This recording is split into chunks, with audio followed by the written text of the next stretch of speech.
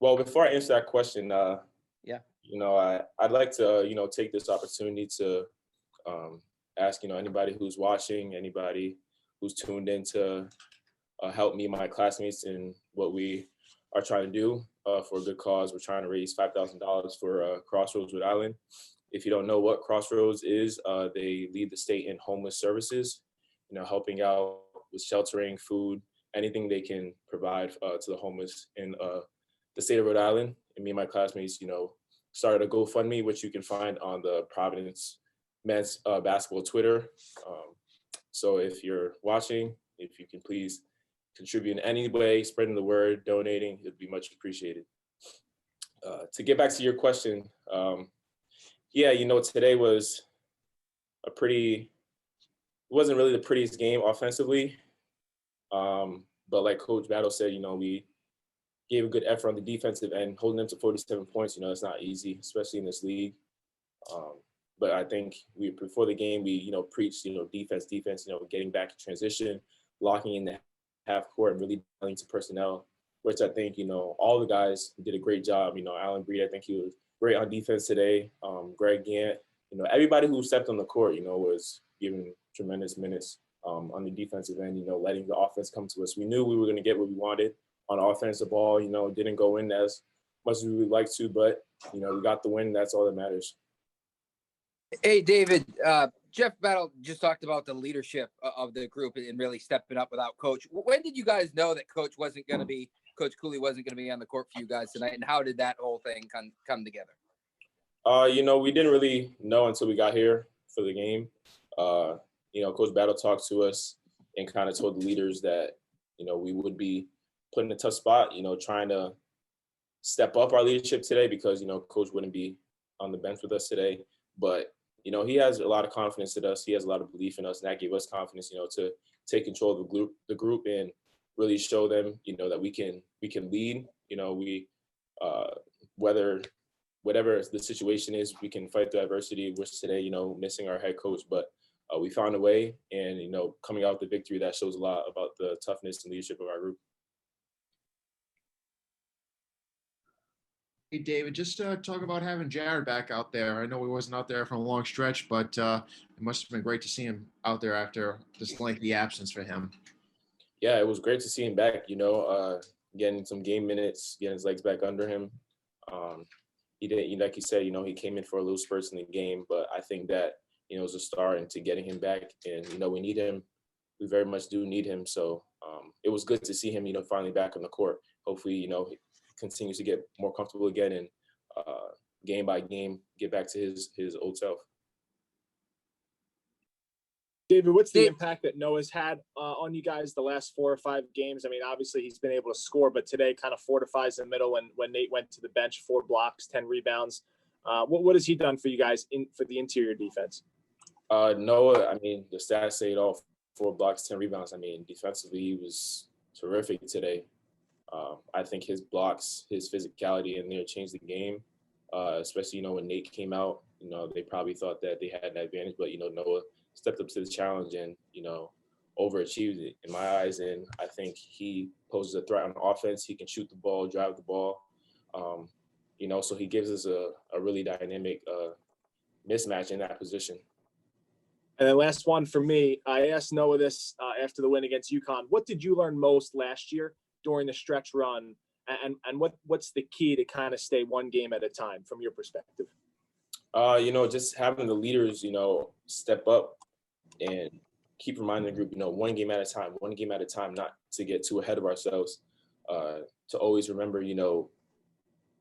it's good while it's happening, but after today, like, this game isn't going to matter. We got to take care of the next game, and the game after that isn't going to matter until that comes. So let's focus on the present. So keeping the group, in that mindset, understanding that we just got to take care of one team at a time, continue to keep up the intensity in practice.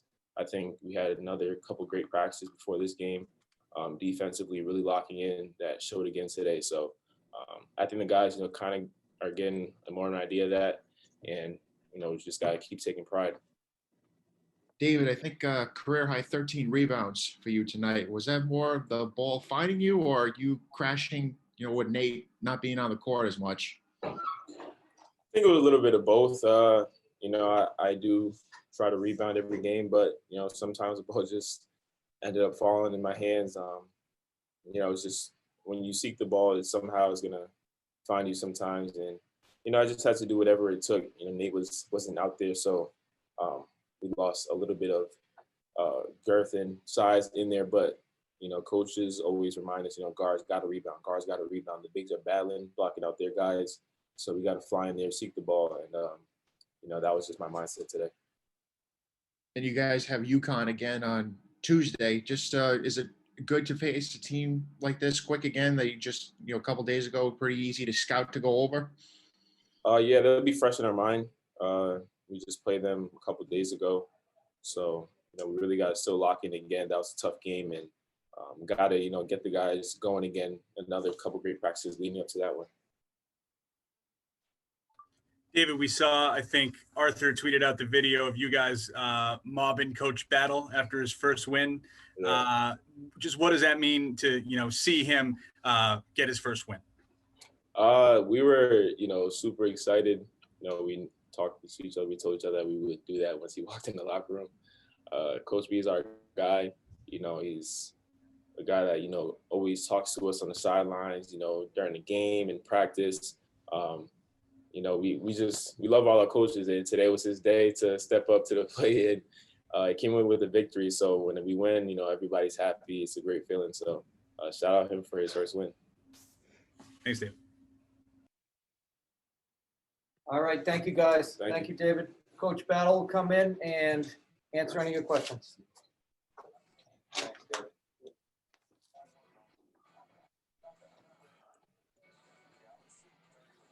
Hey, Jeff, do you have an update on Coach Cooley and just kind of how the night went for you and how you found out that you were going to be coaching tonight? Yeah, we found out probably about 30 minutes before tip-off, to be honest with you. You know, he just wasn't feeling well, wasn't himself. And, you know, he informed me, he said, you know, Jeff, you got him tonight. I'm just not up to it. And so probably about 30 minutes before the game, to be honest. Hey, And Jeff, have you heard from him since the game ended? Yes, I have. He was the first one to come and congratulate me. You know, said we did a great job. Not only me, but our whole staff. You know, this was a collective effort. We have a great staff. We have great chemistry on our staff. And, you know, everybody contributed to tonight. So Jeff, Ed stayed at the arena? Yes, he was in the arena in another room by himself. Yeah. Can you speak to the defense, you know, obviously tonight, but it's really 2 games in a row where you guys have defended at a really high level. Can you point to anything that's kind of starting to click a little bit? Well, we've really been putting a lot of time in on it, just constantly harping on that. But I thought tonight, though, our individual defense was really, really good. Guys kept the ball in front. We'd had some trouble in the past with blow-bys, guys not containing the ball. Yeah. I thought we did a great job with that tonight of just, you know, keeping them in front of us, forcing them into tough twos. And so that was the game plan. You know, they scored the majority of their points, you know, around the rim, in front of the rim. So I thought the guys really dialed into the scout report tonight.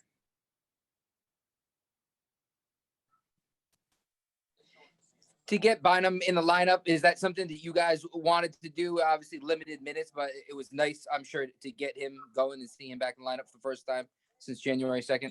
Yeah, absolutely. And I thought he gave us a little spark when he came in. You know, he was on, you know, kind of a minute restriction there, so we knew he wouldn't have him for, you know, a big part of the game. But I felt when he came in, he contributed as well, just being able to get into the paint to create, which is what he does. So we'll build on that and, you know, hopefully build his minutes up as we go along. Hey, Jeff, were you thinking about putting him in the first half as well, or was there something specific that you saw that, you know, made you throw Jared out there? Well, I wasn't really sure. I spoke to our trainer about his minutes, and I wanted to make sure we did that kind of, you know, on a strategic standpoint. Yeah. I felt like if the game got close, we would need his ball handling. And so I wanted to kind of preserve him a little bit towards the end of the game as opposed to using all of his minutes up in the first half. Gotcha. Thanks. Coach, you spoke so much about leadership being such a big part about today's game. How nice is it to have a guy like Noah with the amount of game experience he has to kind of man the middle while Nate was out of the game for periods of time? Oh, he was big time. He's huge. He's a really good rebounder. He has a knack for the ball. Tonight, I thought his defense was really good again, like I alluded to earlier. His rim protection, shot blocking around the rim was really good. We played him some at the 5 tonight. So he was battling with some bigger guys, but he's accustomed to doing that. He can handle it. With Nate in foul trouble, we just decided to give him a look at that, and it worked out pretty well tonight. But I was really proud of him defensively tonight. He stepped up big time. Jeff, congratulations. Aside from, maybe a 5-a-side in practice or a secret scrimmage, when was the last time you served as a head coach? Probably when I was a high school coach. That was a long, long time ago. So yeah, it's been a long time since I've called a timeout. And just can you take us inside? Maybe when Ed says, "All right, you got him tonight, you're going to go." Are there any thoughts, any butterflies, anything like that? No, not really. It's kind of like I said before in my opening statement. I just went right to our leaders. I said, "Fellas, look, we're going to do this together. Yeah, I'm coaching tonight, and I'm calling the shots, but this is a collaborative effort. Everybody's going to be involved. Like we talk about, we're a family, we're a team, we're in this together." And I lean on those guys as well too. So it wasn't a nervous thing. We had a great game plan, and so all I did was sit in coach's seat tonight. And they had a different voice, but the execution was the same. And I thought the guys played hard and earned the win. Thank you. How was the celebration in the locker room? The team posted a video of it. Seemed like you were embraced by them, just like you've embraced them throughout their time here. Oh, it was awesome. We got a great group of guys. It was good because obviously we got the win, but I kind of knew it was coming. I kind of sensed it with the water and everything like that. But I'm really proud of those guys. Like I said before, it wasn't just me. Brian, Ivan, and all of our other assistants, were actively involved in this as well. So, but it was great. It was a great feeling from those guys, and it's a special group. And, we got a close unit, so it meant a lot that they responded that way.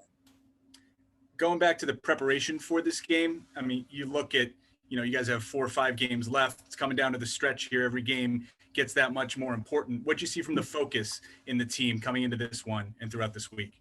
We're a lot more dialed in, like I said, attention to detail, scouting report, at our shoot around this morning, we had a great shoot around. I felt good about that. The guys were, they were asking questions. They were dialed in, like I said, and you could just see the buy-in is starting to come into play now, and guys are settling into their roles, what they can do, what they can't do.